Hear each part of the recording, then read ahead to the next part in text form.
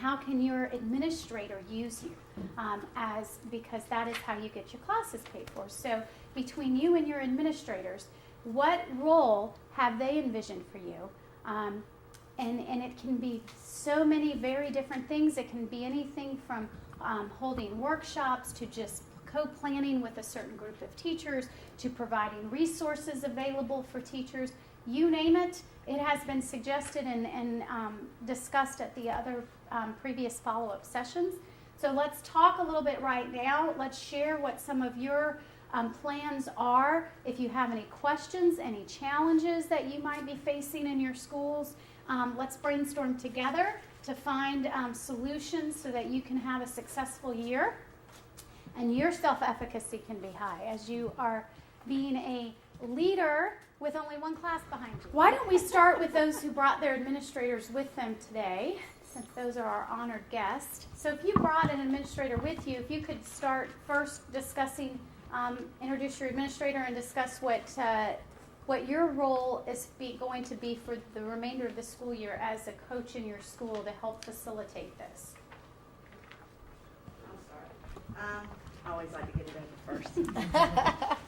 This is Miss Diana Locke. She is actually reading coach, but she's the one who controls curriculum, a lot of the curriculum stuff at our school. So she, pretty much if she will agree to it, our principal will tend to support it too, pretty much. Would you agree with that?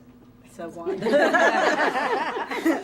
So my plan, I hope, is to inform the faculty, kind of what the research project, our research paper, to inform them of my findings, so that can see the benefit. It'll be a volunteer teachers because teachers have so many things forced on them.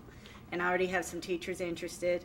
Show different ways they can incorporate it using some of the clips from the stuff you showed us. Guide and support the teachers as they do it. I also want to support any extracurricular since we have no arts specialist really except for our band. Be sure wherever someone's doing something, I'm there to support it and to support the kids in it. And be an advocate for bringing the arts back to our district is also one of my plans as art coach. And I plan to do this through meetings with everybody that I can get to meet with me about it. Okay, so you're kind of starting on a smaller scale with a smaller group of teachers who have expressed an interest in wanting to integrate the arts into their curriculum. Hopefully, if you get a small group excited, it Yes. will get more excited. Well, absolutely. It's your data, right? It's your baseline data. And that's another thing I strongly encourage all of you, take data on this. Do pre and post, No, even if it's as simple as narrative data on behavior and motivation, and do post after, so that you have that to support what you're doing. Remember, that drives everything in our schools, so make sure you do that. I have my principal, I guess you call him an administrator, Riley Dean, and we're from Trenton Elementary. And the coach plan that I came up with is just a beginning because I foresee it kind of evolving and growing and changing. But this is just a start.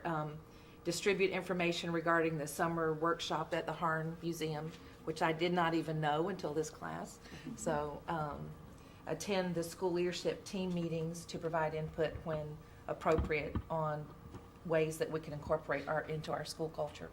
And then communicate at least quarterly during the school year with the fellow teachers on topics of interest regarding the arts in the classroom. Like if I've done something and think somebody might be interested, email them or show them and give them the plan.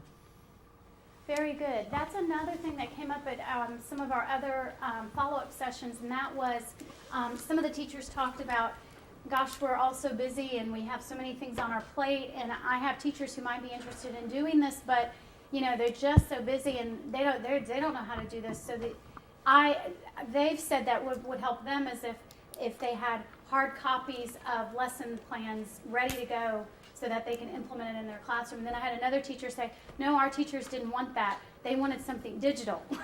They wanted something digital that they could access and click, So again, very different cultures, two different schools. One didn't want the digital. They wanted, to know I can go in her room, there's going to be a binder, it's going to have lesson plan, ready to go.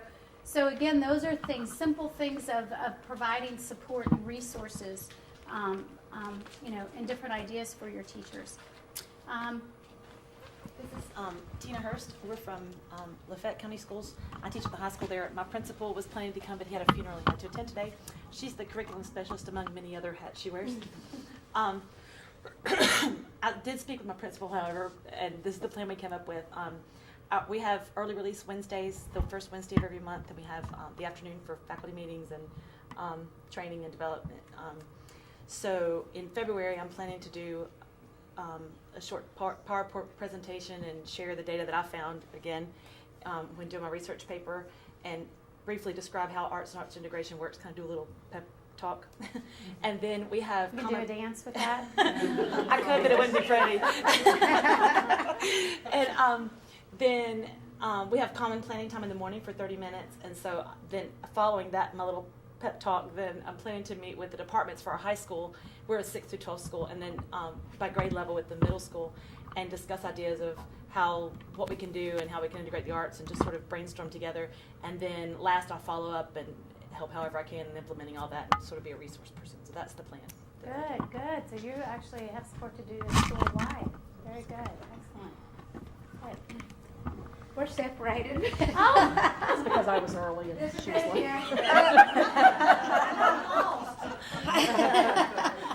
No, I went to my grandson's birthday party and I had to go back roads over here.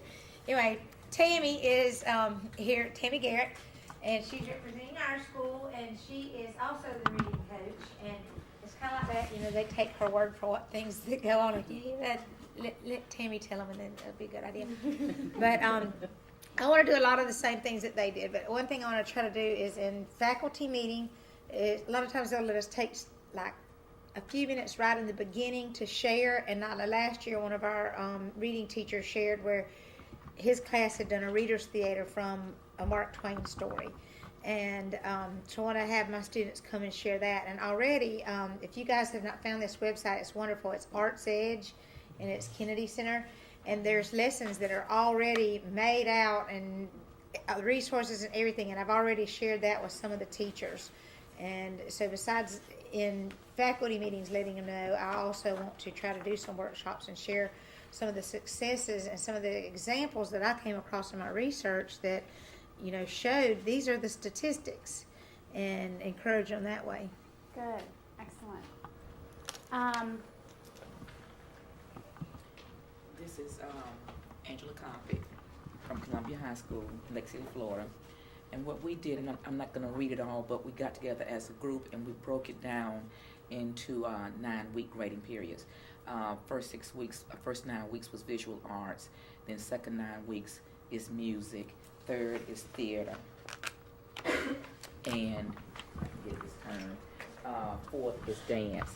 And for the second 9 weeks music, the teachers will be given a group of vocabulary terms and told that they will need to show they understand the meaning of the words by creating a rap using all the words and their meanings. And they can also create the rap using existing music or music that they create themselves. They will also need to give their rap a title that is appropriately chosen for the theme, and they will type the lyrics to the rap and create one for each group member, and be prepared to perform their rap for the other group members during the next departmental meeting. And that's just one of the for the second 9 weeks that we're going to be doing. The third 9 weeks, like I say, is theater, and then the fourth is dance. And then also, if time would permit, we would like to have the teachers use all 4 of the arts to create a lesson plan based on a literary work that they could use in their classroom, and then have the teachers video the process with their students and have the students perform the final product. This schedule will not only get the teachers thinking about the arts in their classroom, but give them some actual activities that they can use to incorporate in their curriculum. Good, so you also are going to be doing school-wide then. Very good, excellent. And is this your principal? This is our assistant principal, Angela Convict. She's so sweet. We love her. Welcome. And you guys are from the same school, Yes. right? Okay, Yolanda, you want to share? Are you guys working together We work on together this? on this, yes. Okay, good, excellent. The power of having more than one of you in a school, right? It helps. This is Dawn Lamb. She teaches at Swanee High School. She's already an arts advocate because she has strong music background. That's what her area of specialty is. And she was a band director for quite a few years. So we thought that maybe a couple different ways, especially since we're very technically oriented in the school with media. A great way to get information to the teachers is the website that Ms. Lamb created, and we could provide lots of information to the teachers that way about, again, organizations, performances, museum venues, in addition to lesson plans and other types of resources. We were also considering maybe doing at some point, I'll be hoping to find people to donate, but I think there's a very large need for a resource room where teachers can come, and when they want to do these kinds of arts activities, that they've got some materials to work with.